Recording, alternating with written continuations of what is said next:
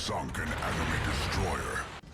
Hey team, this is Rip here. You guys are doing fantastic today. Got a fun video regarding destroyers in competitive clan battles and ranked, and we'll take a look at how at the higher levels, what people are picking these days for clan battles and competitive, and we'll go over stuff. Well, also talking about TTPs with destroyers. But as always, before we begin, like, subscribe, bell button below. Appreciate all the supporters of the channel. If you see value in what we're doing here, smash those buttons at the bottom there. Leave a comment, have a blast, make good friends, and let us know how you think, and support us as well, because this is a great place to learn about sailing ships, shooting ships, and having a blast making friends at the same time. So let's get right to it. So let's talk about the first Tier 10 destroyer that I've been seeing lately in competitive that people have been using a lot of these days, and it is Gdansk. Yes, it is still my favorite, one of my top favorite destroyers. When it first came out, man, this thing was so freaking powerful, and it kind of still is. I think people are adjusting to the meta of it, but it really is a powerhouse, and I've seen a lot of it in the competitive clan battle season this go-around in 2025,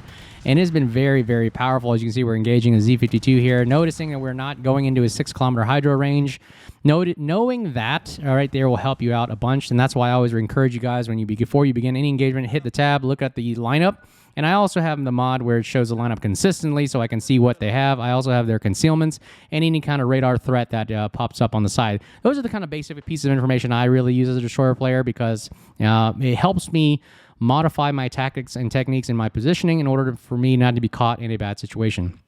So how does Gdansk work these days in competitive? Well, the biggest thing I've seen a lot of guys are using is really it's the gunpowder, but also the coordination with having smoke and radar combinations is very, very strong, because the radar, although it is short, it goes out to 9 kilometers, so it really helps with contesting caps. You also have smoke, so you can either smoke up friendlies or smoke up yourself, and you can basically just farm from damage if required. But usually in the competitive space, you're not really a destroyer that's farming. I've noticed, and I'm being taught as well, and then these higher leagues that are I'm playing with now are really teaching me a lot, and I'm very grateful for them allowing me to play with them. But these guys are teaching me that, hey, more of the destroyer gameplay at the higher leagues and even in competitive is more about supporting your guns, because most of the guys are really, really good at aiming nowadays in these the bigger ships, because typically in competitive, you got the guys that have been playing this for a while, and they know how to shoot and how to aim and know how to position. So really, you can focus on doing destroyer things, which is spotting, capping, and killing other destroyers. So that way, you're not really focusing on trying to carry the team, try to gunboat the whole time. As fun as that is in randoms, it doesn't really necessarily work in competitive, and you're really more of this survive the long haul while supporting your big ships, let them do all the heavy lifting, while you're really there to screen for destroyers, screen for torpedoes, like I'm doing right there. You're screening for torpedoes. You're also providing a torpedo threat, and then you're also capping, you're spotting, and then if you need to pop the radar or smoke if necessary to actually begin farming some damage as required, but not necessarily going in all out right off the bat. So you can see right there, we've capped Alpha now. It looks like my team at Alpha is pushing. So that kind of is what clan battles and ranked is. Once you get a cap and your team is slowly starting to work together and push, then you can start moving on, spotting other areas, other targets, and becoming more useful threat to the enemy somewhere else. So you're kind of always on the move, always head on a swivel. That's why I'm always looking at the mini-map. I've always gotten the mini-map blown up here to figure out where's the enemy team and where are my friendlies. What kind of support do I have as I'm moving around at Bravo here? Who's going to help me in case I get into trouble or if I'm engaged right now? Right now, the Thunder, although a juicy target to shoot at, I'm not going to fire because I have no support. Now, here's my other role as a destroyer. I want to be shooting at the other destroyer player. So right now, we got the Z52. I'm outside of his 6-kilometer hydro threat. So right now, he's smoking up. So I got the radar. As soon as he goes undetected, like there, I'll pop the radar. He goes detected for like about 10 seconds. That's the downside of Gdansk. So the radar only lasts about 10 seconds. If you want to build for it, maybe 12. And he only gives you enough time for maybe get a few salvos off. Now, for some reason, he is running out of his smoke, remaining detected, but I'm going to keep my reticle right on him. So if he goes undetected, I can keep the shooting going and get in there. There's a nice kill right there. That is our first splash one of the day. And now that I'm in smoke, look how long my smoke is lasting, about 75-ish plus seconds. Let's see, how long does it last? 97 seconds because I built for it. So you got 97 seconds of smoke firing time. So this is kind of like that moment, that time where you can, if you have someone spotting for you, sit here and farm damage for free and really just help your team out, just taking out one more ship off the battlefield, right? So this is pretty much the power and the kind of the play style, the meta of Gdansk today. It is not very good at pushing in and trying to go balls of the wall. You don't have any heals. You're very large, and you're very kind of, I would say, to my personal opinion, a little clunky, a little bit of fat pig kind of thing. It doesn't maneuver like as quick as the other smaller, nimble destroyers. This thing is a slightly larger kind of ship to play against. I kind of compare it to the Mogador style. If you look at it, essentially is similar to that build style. So as you can tell, the French kind of destroyer bigger lines are a little faster. However, they don't maneuver as great as, say, like a Daring or a Gearing or some one of those ships of that nature.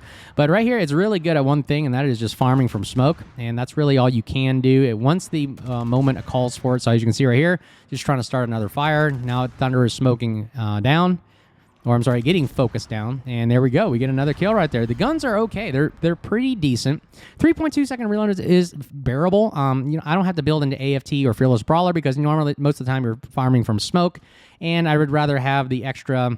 I don't need the extra 0.1 or 2 seconds. I could probably focus that in on range or maybe Superintendent or maybe survivability, right? So look, 3.2 seconds, not bad. 139 millimeter guns, so it's pretty good. 840 meters per second out of the barrel, 23 millimeter pin, and a lot of great fire chance, 10%. So very good. The only downside is the back turret's a single barrel, so you're not getting that full kind of what is it?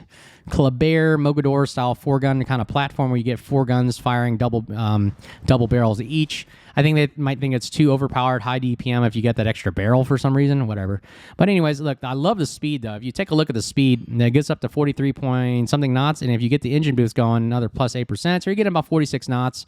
So very, very quick. It's a very, I would say, versatile for the battlefield where you need that speed to move around in competitive, to go cap points, to go hunt down destroyers if need be, or just get into position. Or the other thing is also repositioning. Once you start losing a flank, you need support at the middle. Having that extra speed there to move in and just quick react to any kind of situation that arises is very good for that reason. So here we go. We're also engaging the Cassard here. We're going to talk about Cassard in a bit here because that is also another destroyer I've seen a lot of clan battles used lately, and even my team starts using it. And let's see if we can get that. Look at that. The guns are very powerful, man. Once they get those shells on target, man, they are punishing. Okay, we take out, now AA is trash, but if you notice the range is only 4.0, but it's okay. It's just mostly continuous damage, but whatever, which is pretty sad. You would think that you would have better guns. AA damage for this style of caliber gun. Happily goes behind the island. Notice how we ran all the way from Alpha. That's the beauty about the speed. The kind of the French destroyer build kind of design allows us to run around all over the map to really go quick react to a spot or reinforce a flank, or even go and capture caps basically when need be. So this game is pretty much winding down. As you can tell, all the destroyers on the other team are dead, and we're the only ones alive. So guess what? I'm going to talk about this in a later video. I think Sea Lord Mountain did a video about the destroyer problem. We'll do a video to answer that call, why being that destroyer that lasts the long haul. Notice we are the last destroyer in the game, and that's why it's so important to survive. We got a carrier drops all over the place here. We're taking carriers. I really don't care. The game is pretty much over at this point, so me taking damage is That's why having survivability is very crucial here. Don't ever go leave home without it. You need that extra HP for the long haul of the battle. Someone told me in competitive, you don't take survivability. You're pretty much doing the work for the enemy team, where you're just like, take away the HP that could have been there. Smoking up right now. I think somebody shoots me in the blind here. Ooh, I get a very good hit on me with, I think it was a skip bomber. Yeah, I hate those skip bombers. I can't believe it. Elmelman, yep. Let's see if we can get some nice juicy action right here. We're going to stay in the smoke, go stay undetected. Man, that Elmelman really wants us dead here. He's torpedoing in smoke. And he misses us just by barrel. A little bit of reverse throttle there allows us to dodge those. Guns are doing just fine right there, pinning some of that structure that allows us to pin 23 mil or below. So we're getting just enough, and hopefully we start enough fires here. And there's another fire, and boom, there it goes, killing the Elmelman. Splash 3, 63,000. Very powerful gunboat. I'm telling you, the Gdansk is awesome for that reason. It's got the radar if it needs to spot destroyers. It's got the engine boost. It's got the speed. It's got the gun power. It's even got torpedoes. Now, these are the kind of European-style torpedoes. 86 knots, 10 kilometers only, though. They go pretty fast. They don't do as much damage. So it's kind of that, European kind of style torpedo line. So it is what it is. But we don't really focus too much on it. They're more of like a defensive weapon rather than an offensive weapon. But you really focus on the gunpowder, the range, the smoke, and your ability to just farm. And that is the power of Gdansk. So very, very recommended. I see a lot of it in clan battles this season, and that I think it is the meta. And you can see right here, it does very great work on battleships. It really is just starting a lot of damage, a lot of fires, and just nailing that superstructure. And I love the reload rate on this thing. Good firepower, decent enough for what it can do. So that's the Gdansk in a nutshell, and the build will be at the end of the video when you want to check it out. So let me know your thoughts. What do you think of Gdansk? Let's move on to the next ship. All right, the next ship that we're going to take a look at on the menu is the Tier 10 French destroyer, the Cassard. So what has the Cassard been doing lately in clan battles and ranked? For the competitive scene, it is in my personal opinion, it is a gearing for the French destroyer line, and it is very, very strong and powerful. I've seen a lot of teams running with Cassard. I think really the bread and butter of it is being able to have a good detection for what it is. 6.1, not the greatest, but it's decent enough for what it's supposed to do, which is really just cap, spot, and torpedo. And that's really it. It's that simple of a gameplay. Not the most engaging for me. Honestly, you don't really use the guns as much. They're there if you need it. But really, as you can see in the background, the name of the game is really just spotting and capping and just torpedoing like crazy. And you can see right here, we outspot the Marceau, which is great. I know the Marceau we'll talk about in a bit is another great clan battle kind of choice that people have been using. But the Cassard is really great for doing what it's doing right now, just spotting, contesting caps, and really just torpedoing the crap out of everybody. The torpedoes are pretty strong. They're very deceiving. You wouldn't think they'd be strong, but man, oh man, if these things if you get up close and personal, anything less than 8 kilometers, you're getting the full damage of these torpedoes, and let's take a look at them. These torpedoes can do up to 24,267 up close and personal, and then after 8 kilometers, they start dwindling down. Max threshold damage is 13.5, so you can reach out to 13.5. Torpedo speed is 76 knots with a 7.4 second reaction time. Reload time is great too. It's about that 91 second. It's just kind of about like that Gearing Holland kind of reload, so they're not bad, and they reload decent enough. And really right here, we're just using them as just really a wall, a screen.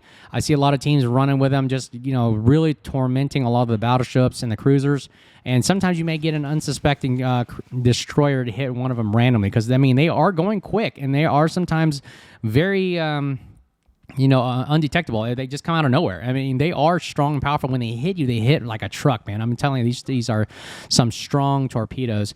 They make kind of like a boring gameplay, but again, in competitive these days, you're like a very finesse kind of play style where you're not really rushing into your death. You're really just kind of slow rolling it, gauging the battlefield. You're spotting for your team, because your team's really good at aiming and shooting, and you're really that platform that's an ISR platform, going out there, spotting, torping, and just becoming that threat to keep from those pushes going in. Look at that hit, 17,400 for one torpedo hit right there. 17,400 is a lot of HP to be taken off. So as you compared to that you saw in the last video, Gdansk torpedoes were like, whatever.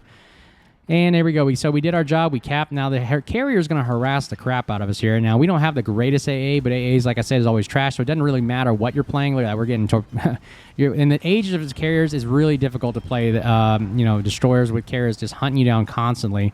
But that's the power of having torpedoes and the ability to just throttle juke and run around all over the place too. Because now you're also distracting the carrier from someone else. And there he goes. Immelman takes down the Ruprecht.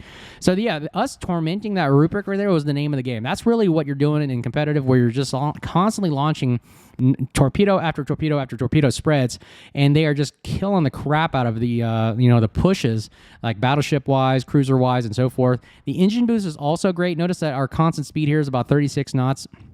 The engine boost gets us up to that normal French style kind of speed of 46 knots ish. I don't know how to say that. Anyways, torpedoes, constantly launch the torpedoes out the wazoo here. Now, you only get 6 per side, but look at the maneuverability of that thing. See how I'm turning? The turning I've noticed on the Cassard is excellent. It is a great maneuverability of a destroyer. For me to be able to make these turns nosed in and going back and forth, going from side to side is very, very doable, as opposed to you saw earlier in the Gdansk, a little bit larger ship, Mogador, Kleber style, doesn't turn the greatest. So, again, that's not the thing I like about those bigger destroyers. I like the maneuverability. I like being able to pop in, pop out. I like being able to position tight spots and be able to get all my weapons to bear, because I want to be able to shoot torpedoes from both sides, not being limited to one side only.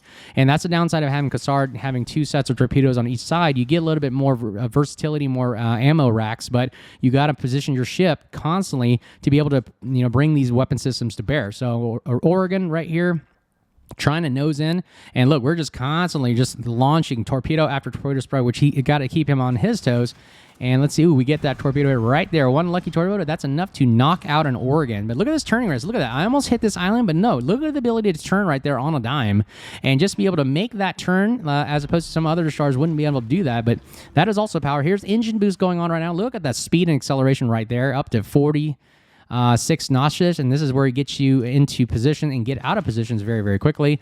Noticing also launching, see how the reloads on the torpedoes are great. About now we're down to 70-something seconds. You can actually, see here, with the adrenaline rush kicking in, you get him down to, 81 seconds. So not bad, not bad. And we're also torping the smoke, so never ever sit in smoke for long periods of time. It's a torpedo magnet if you want to learn about that for cruisers and other destroyer players.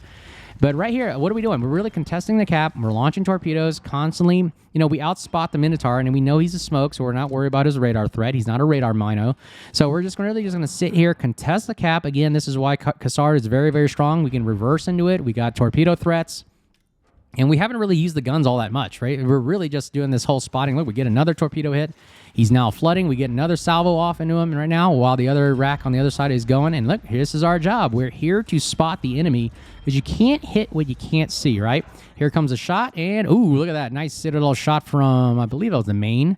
Or, yep, Emmelman bombs the crap at him. And there we go. Look, that's our job right there. Now we are also going to continuously cap, screen for torpedo threats, screen for other destroyers. We're also going to kill this Patrie right here, or try to attempt to him, and we're going to keep him lit and spotted. So we're getting, look at the spotting damage that we got up there. 77,000, look at that, up at the top right there. A lot of spotting damage, and that's exactly why the Cassard is very strong competitive. It helps your team out so much because they're the ones dealing the damage while you're really just going out there being a nuisance and being the threat. That's really the objective of the game, is to cap points and win with points. Carrier is trying to attack us again. And here we go. We're launching another spread into the Patrie right here. And again, another carrier strike attack coming at us. And we're just being that nimble, maneuverable destroyer, doing the best we can to survive. Notice we don't have heals. That's the downside of the Cassard. It doesn't have any heals, so it's going to rely on either the speed, maneuverability, and the French saturation gimmick. If you don't know what that is, go look it up. It's basically, yeah, it's a long story. But basically, it mitigates a lot of your damage received.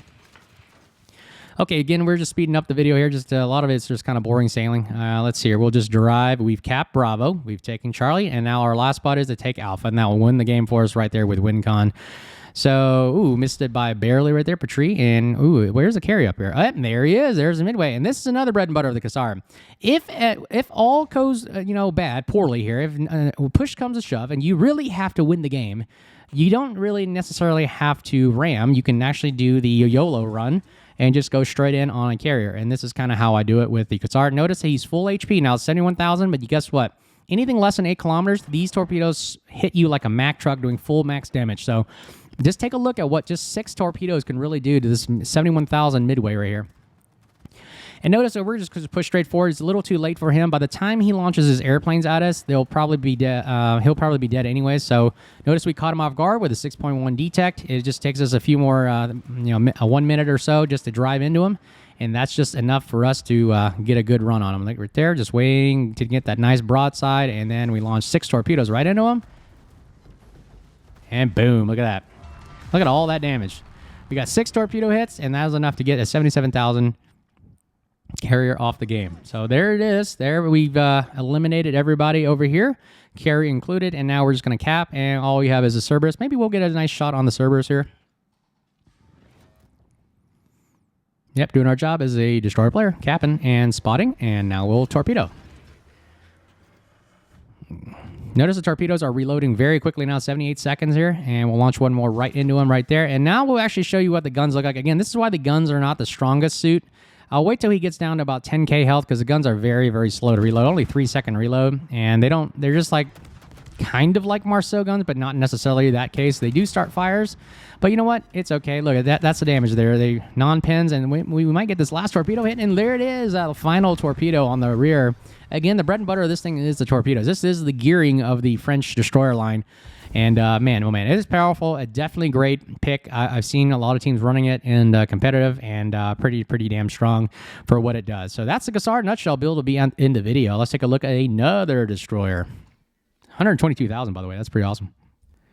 All right, the next destroyer on the menu is everyone's favorite, the Tier 10 Smaland, the most broken and OP destroyer out there. And yes, I get it, the Smaland is not available anymore for anybody, you new players, but the majority of the older players that are typically playing the competitive do have it. And it was for that free XP event where if you had it for that time, you could get it for about, I believe it was 2 million free XP at one point, but very, very strong, and a lot of guys are teaching me that, hey, if you want to be competitive and make it in the higher leagues, you're going to need to run a Smaland or even a Gdansk. So the Gdansk and the Smaland are kind of running kind of side by side, neck and neck, and about the same amount of gameplays I've seen.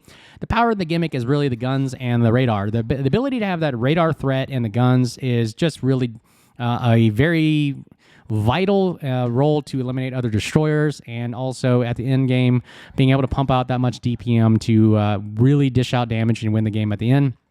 And it's got the engine boost, it's got heals. Heals is a crucial aspect as well. To be able to heal back the damage that you may have made a mistake in or to receive, it's really very vital for the long survivability of a destroyer. And that's the name of the game. You want to survive a lot of those long range, long duration games at the end there. You got torpedoes, which are the standard, kind of European kind of style torpedoes. 12 kilometers is not bad. 10,700, yeah, 76 knots. So not the greatest damage, very quick. Really the bread and butter is guns. 1.5 second reload, 120 millimeter guns. Those like the Holland guns. 20 millimeter pins, so they may shatter on some of those 21 millimeter holes that you may find out there. The range is 11.5, allowing you to do some cheeky, kind of sneaky things. If you can break that 11.5 engagement and go undetected again, that's really awesome. But really the bread and butter of this thing is the radar. Being able to have a 7.5 radar for 20 seconds to just light up whatever destroyer is in front of you and you just go to town with the guns is the name of the game for the Smaland. And also, as you can notice, all the destroyers I've had have RPF. If you don't, or if you're not running RPF in competitive, you're really just doing your team a disservice. You need to have that information to help out as much as possible. All right, we go spotted right here. This guy is not going to smoke up because this player actually knows that we have a radar, so he's smart enough to know that, hey, don't pop smoke. You have to break that 7.5 detection ring in order to make sure that I don't have advantage of the radar. Notice we're going to go toe-to-toe with a 30,000 HP Elbing here, and we'll take a look at the power of what we're doing because our reload rate is so great. It really does help offset his HP. And I know we're also getting help because why? In competitive, you have to know who's around you. I was taught that, hey, make sure you know, do you have support from your team before you go in and push, rather than you just, push solo and try to do everything yourself. Remember, it's a team sport. All right, so we're getting him down to 9,000 HP right here. And look at the firepower we're dealing against this Elbing right here. It was a good exchange. It's actually being able to dish this amount of damage and getting fires on him. I know he doesn't have any heals. We're going to launch a torpedo spread into his smoke just in case he decides to linger in there, but we're actually going to hunt him down. Knowing that he doesn't have heals, that he's running away, he doesn't have support, means that we have an advantage right here. I'm going to go take this fight one-on-one. I've got the HP advantage. I've got the heal advantage, and that allows me to, knowing where he's at with the RPF, and being able to radar him into smoke gives me, basically I can win this fight. So that is the power of what Smaland can do in the competitive kind of mode where you're really going down there hunting destroyers, taking the destroyer threat out of the game, doing like I've always said, if you eliminate the destroyer, you increase your odds of winning greatly. So I'm just going to point the ship directly at the RPF. As soon as he goes, we outspot him, I believe. I look to my top right here. Yep, this is why I have it, 6.5. Yep, outspot him. I get first look, first kill. First shot's in the air, and he doesn't get a shot yet, and I got one shot there. I'm getting a couple shatters. Notice that again, those are shattering on him, and I'm not getting the full damage. And finally, we get a good hit there, and we damage con that last shot, and we turn away in case he has a torpedo threat. That is the power of the Smaland right there, being able to eliminate a destroyer on the enemy flank. And now the enemy has no eyes and ears, and they're not able to really deal with the destroyer threat that I impose on the alpha side. So let's take a look. Now here's also the bread and butter of the Smaland, being able to literally just farm battleships at your leisure. And it is very, very powerful against battleships. I look around, I analyze the map. He doesn't have any support, really. The Des Moines has been eliminated, so now no radar threat. So we're just going to basically hold left mouse button and start a lot of fires with these guns. Look at that. We're already hitting his superstructure and nailing him for nice, juicy damage. He's already all ablaze. So many fires are on his superstructure already.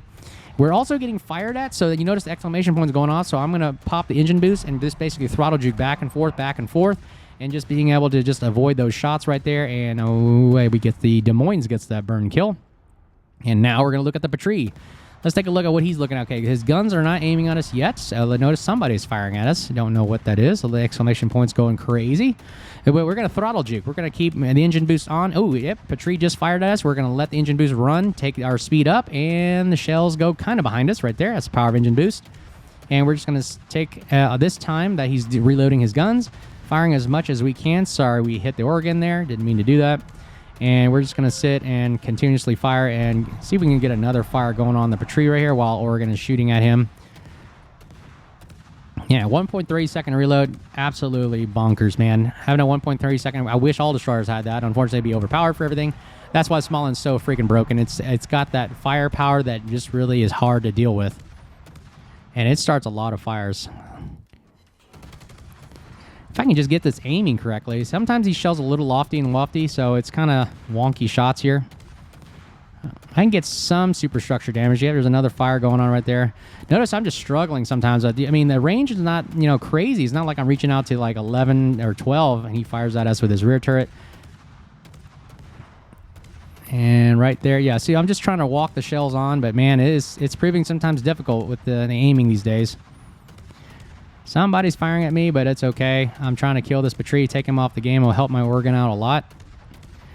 Again, name of the game of the destroyer gameplay is to kill destroyers, cap, and also his farm, and take as much fire as necessary. Again, not in competitive. In competitive, I'm not really drawing fire like as crazy in randoms, but you save that gunfire until the very last moment that you know for sure, guaranteed that you can kill. And this game is pretty much just mopping up everybody at the end here. Gearing's going to go down, Nutrishimi, and yours are down. So yeah, that's the power of Smaland right there. It's still very, very powerful in today's World of Warships, and definitely in rank. You got to have it if you want to get in those higher leagues, I've been told. So pretty strong right there. Not bad for a game, and let's take a look at the next destroyer.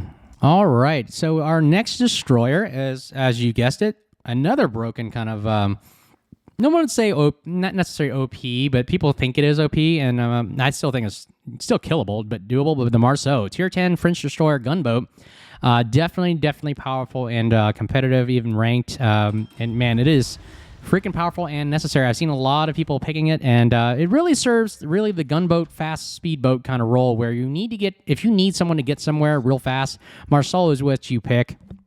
Really just racing all over the map, spotting. It's great at spotting if you need it, and it's great at capping if you need it. It's got the guns if you need to go offensive, and it's great at defensive because with the French saturation and the speed, you can really just dodge a lot of incoming fires. You're going to see right here. Notice we're going head-to-head with the Grosavoy, but unfortunately I make a mistake of not realizing how many players are on his side really supporting him, and I only got a submarine and Shimakaze, which I know is literally non-existent firepower. So notice that we lost our back, one of our third turrets there, so I'm not going to damage con. I'm going to save it just in case if I catch on fire, and he is smoked up right now, so I have nobody spotting for me. I have no radar, no hydro, no nothing, and this is pretty much get out of Dodge Town right about now. So notice I got the engine boost running, getting up to that 50 kind of knot speed, and look at the amount of shells that we are literally outrunning right there. Everybody just kind of like lacking shots of just shooting really behind me, and I'm literally, look how much firepower was fired at me in the first few minutes right there. 671,000 firepower right there, just being launched at us. And right there, people are still firing at us right now. And now they're shooting at the Zao. Okay. Anyways, look at launching torpedoes. They only go up to 9 kilometers, so not the greatest. It's not a torpedo boat. It's really a gunboat. 2.6 second reload with 4 turrets, which I would love to have on most destroyers. 4 sets of turrets, double barrel. That's where I would like the Gdansk to have, and that's why Marceau really packs a powerful punch. Unfortunately, the range is not as great. Only 11.5 range on the guns, but the engine boost lasts a long time. Near that 4-minute kind of time, plus 20%. And the last one is defensive fire, which really doesn't matter. Look at that. We're getting up to 54 knots-ish. And that's the power of Marceau. And this game that in the background I'm showing is really underwhelming. It doesn't really do much. I was just sailing around a lot. But why is it so powerful? It's really just survivability of the damn thing. It's so fast. It's great at the French saturation gimmick, and it's got the gun power. And it's got I believe it still has the highest gunpowder DPM in the game as of right now that I'm recording this from the stat menu, and it's great. It works very well. I think Haragumo's kind of right behind it, and Smaland is up there as well. So it's got the DPM, it's got the firepower, it's got the speed. The concealment is kind of lacking, 7.0, so not the greatest if you need to push in to other kind of low concealment destroyers. and they're really not designed for that reason. Now, if you want to play an aggressive play style, it's good because the RPF, as you notice, I have armed here.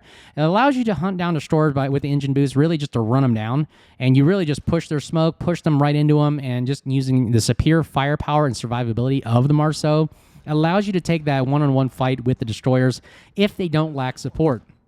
Or I'm sorry, if they lack support, right? No radar cruisers, no other destroyer with them, or so forth. It can do one-on-one engagements very, very well. And again, you're kind of just playing this standoffish role.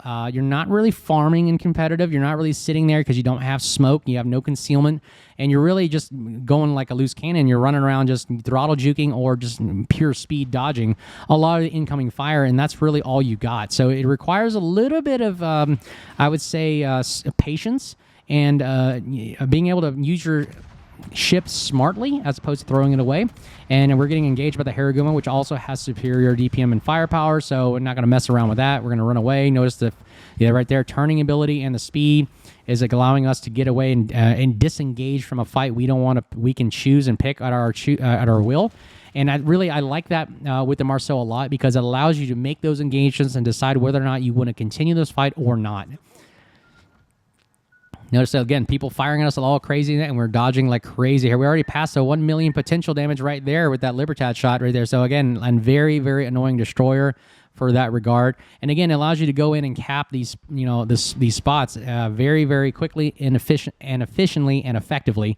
And that's the name of the game. The objectives are capping points, and that's what Marceau does a great, great job doing. And leg mod, Kleber does a great job as well. The gunpowder may be a little lacking on Kleber, but you're really building it for the torpedoes if you're doing leg mod. But really, I've seen a lot of people playing the Marceau, the Gdansk, Smaland kind of style gunboats, really just having that superior firepower when it's needed, not necessarily for farming, but there if you need it to engage those one-on-one engagements with destroyers, and that's pretty much the name of the game.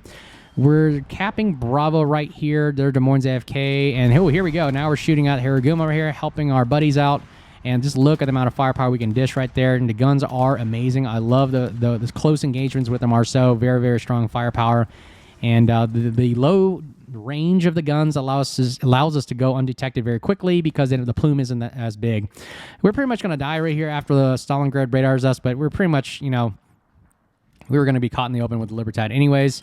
Yeah, there's nothing I could have done about the radar, but anyways, we did our part. Everybody's capping the spots. We kind of won this game. The game's pretty much over, and we're just trying to survive at this point. Wait, shot from last minute, Stalingrad. Very nice shot right there, taking us out.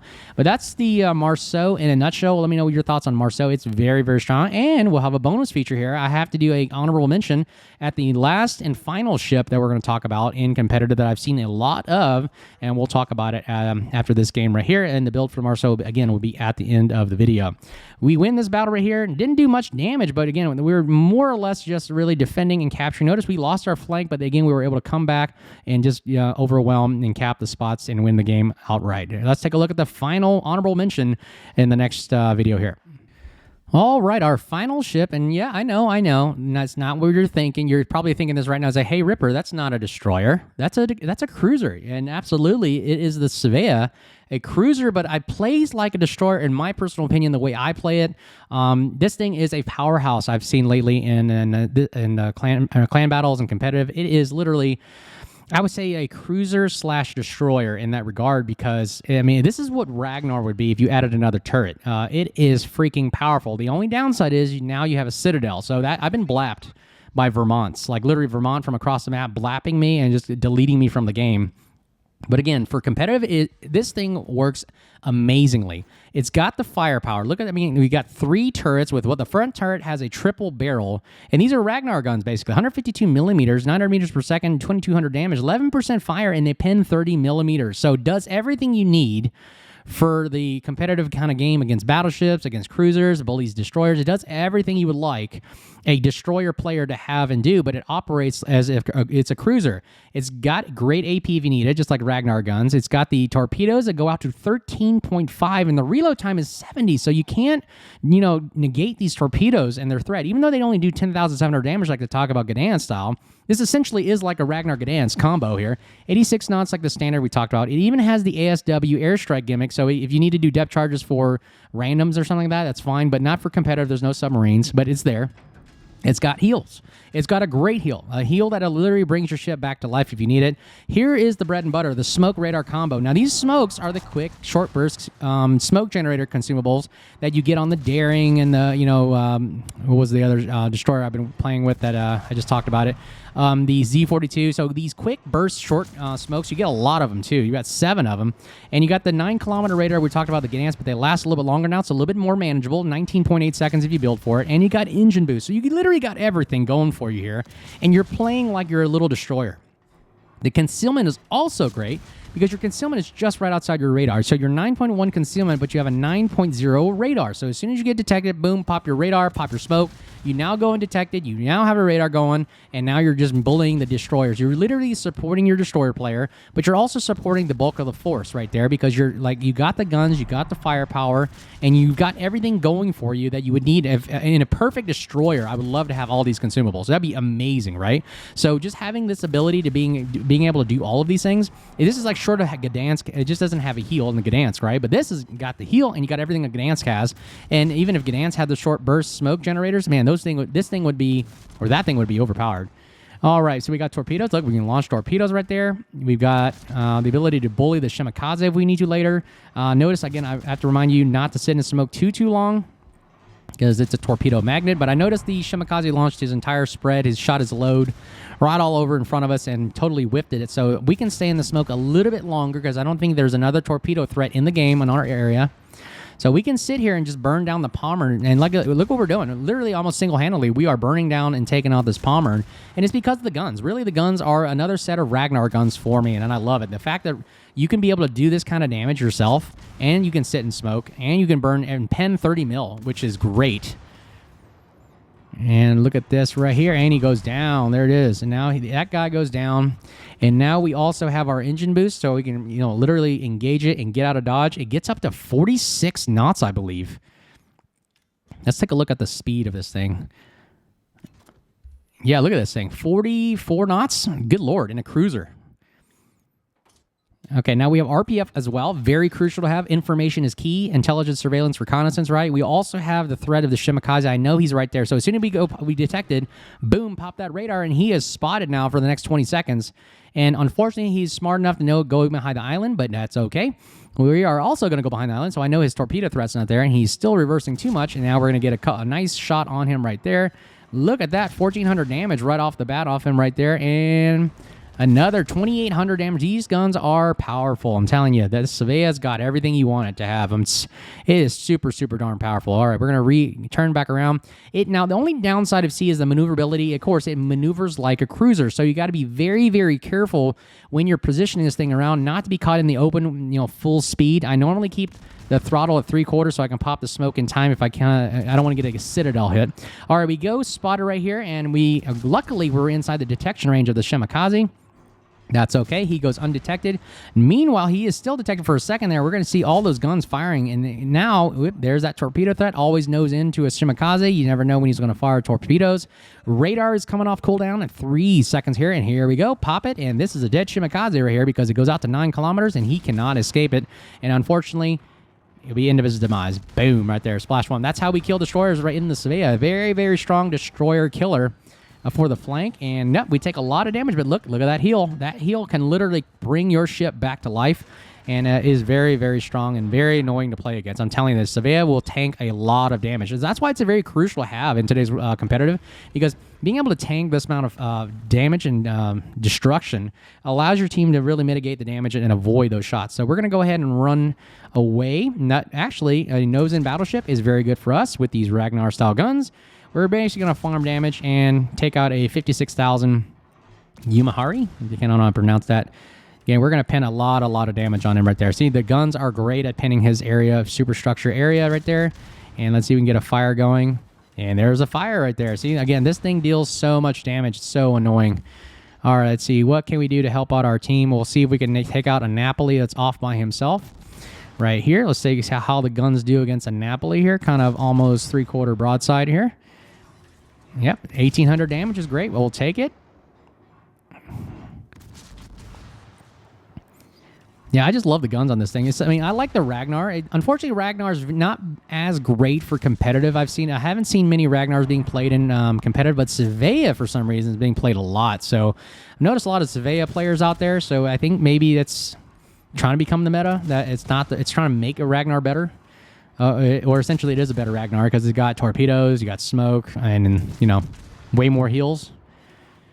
Way more heals than smoke, so that's probably why. Okay, Napoli goes undetected. We won't engage that. We won't sit in the smoke as well. We'll turn the ship back around. Again, very sluggish, very slow to turn. And the gun angles are incredible. You can really kite away very, very well. Kiting away Svea is so freaking annoying to fight against. And you can win those battles, especially against battleships and cruisers. You know, kiting away Svea is so devastating. And then you can pop the short burst smoke generator to get just kind of like a get out of jail free card, because then you don't even have to make that engagement. You can really just pop smoke, go undetected, and boom, you're done. So like I said, right here, I'm firing for free and getting a fire going, and then I pop the smoke. So as soon as I see his gun starting to turn, I'm not going to wait for him to kind of fire a salvo at me and take a risk of taking a citadel damage. And just look, we pin pretty much this Yumahari pretty well. Let's see here. I'm just trying to walk the shells right onto the superstructure area. I'm trying to get as many fires as I can going.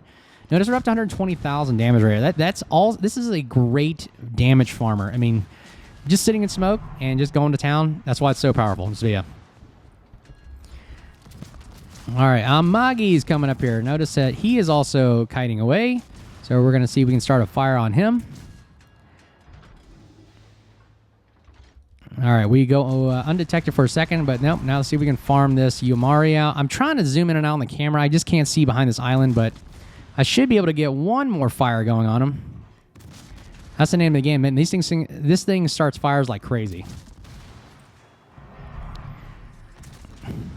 And again, the turrets are 360 turrets in the back. I believe, the back turret is a 360 turret, so you can, or the back two turrets are 360. See, notice how I'm nose in right now, and the turrets don't have to wait for the full turnaround. 360 turrets are awesome.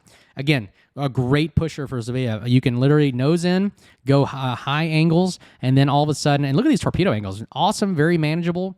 And then you can also pop smoke while angling in and getting your guns to bear on target. So very, very annoying, very effective, and very, very strong. There's that kill. We get Arsonist as well, 148,000 damage. Like I said, it is very annoying, burning down the whole entire fleet right here. And now we're going to go work on the Amagi right here. And let's see what he's eating. Look at his guns, just watching his guns. They're turning. Yep, they are slowly turning towards me. And the smoke is coming off cooldown. And as soon as that smoke comes off cooldown, we pop it because there it is, because we don't want him to get a free shot on us. There it is. We pop. And now nobody's spotting for us now because we were the person spotting him. And he didn't take that shot. I was hoping he'd take that blind fire shot, but it doesn't matter. We're going to keep firing and hopefully get a free hit. Oh, look at the torpedoes. Look at that. We get a torpedo at 13.5. This is why it's so freaking powerful and competitive. You got torpedo threats, gun threats, radar threats. It's just everything all over the place. All right. Amagi is now looking at us, so let's take he's waiting for that shot. I'm waiting. All right, I'm behind an island right here, so now we can do a little bit of island farming. Just aiming right at a superstructure, see if we can start another fire going on right here.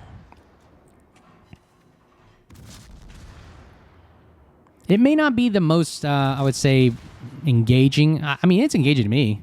I think some people might think this is kind of boring, just sitting here farming, but hey, that's the name of the game, Roll of Warships, right? Yeah, this is really difficult to, counter. This smoke firing Ragnar. So, man, that's why I see a lot of Sveas these days being played. So, very, very strong and competitive. But again, as always, let me know what you guys think in the comments below. What have you guys been seeing? These are just a opinion-based video. It's just kind of what I've been seeing in the kind of the higher tier lately, and seeing what people are running. And look at that, he held his shots. Amagi's waiting for us, holding his shots, and ouch, right there, he took a citadel hill, and that's exactly why you don't want to be broadside, just showing and getting exposed right there. He saved a shot just for us, and do we get him? There it is. Splash 3, 179,000 damage right there. Oh, nice. Did we get this final shot on the Sashio? Can we get this kill? Last shot, and ow, there it is. Splash 4, steal kill, and that is Svea for you guys. And Bill will be at the end of the video, but Let me know what you guys think. These are the top ships that I've been seeing played lately in the higher and competitive ranks, and they're really, really strong. I've just been observing and playing them, and they are proving to be very, very powerful and very strong. But again, as always, let me know what you guys think in the comments below. Like, subscribe, button below. Appreciate all the supporters of the channel. If you see value in what we've done here today, let us know by smashing those buttons. And as always, if you see me out there, make sure you say hello. And as always, I hope you guys are doing well. Be safe, and we'll talk to you soon. Cheers.